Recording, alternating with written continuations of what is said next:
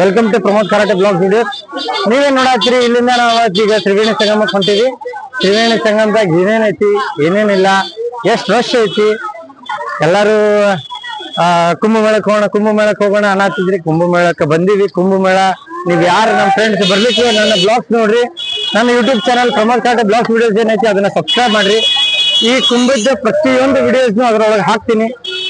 ಪ್ರತಿಯೊಂದು ವಿಡಿಯೋಸ್ ನೋಡ್ರಿ, ಲೈಕ್ ಮಾಡ್ರಿ, ಕಮೆಂಟ್ ಮಾಡ್ರಿ, ಶೇರ್ ಮಾಡ್ರಿ. ಏನಾರ ಸ್ವಲ್ಪ ನಮ್ಮ ಉತ್ತರ ಕರ್ನಾಟಕ ಸ್ಲ್ಯಾಂಗ್ ಆಗೈತಿ, ಒಂದ್ ಸ್ವಲ್ಪ ಏನಾರ ಪ್ರಾಬ್ಲಮ್ ಆದ್ರೆ ಸ್ವಲ್ಪ ಕ್ಷಮಿಸ್ರಿ. ಮತ್ತೆ ನಮ್ಮ ವಿಡಿಯೋಸ್ ಎಲ್ಲ ನೋಡ್ತೀರಿ.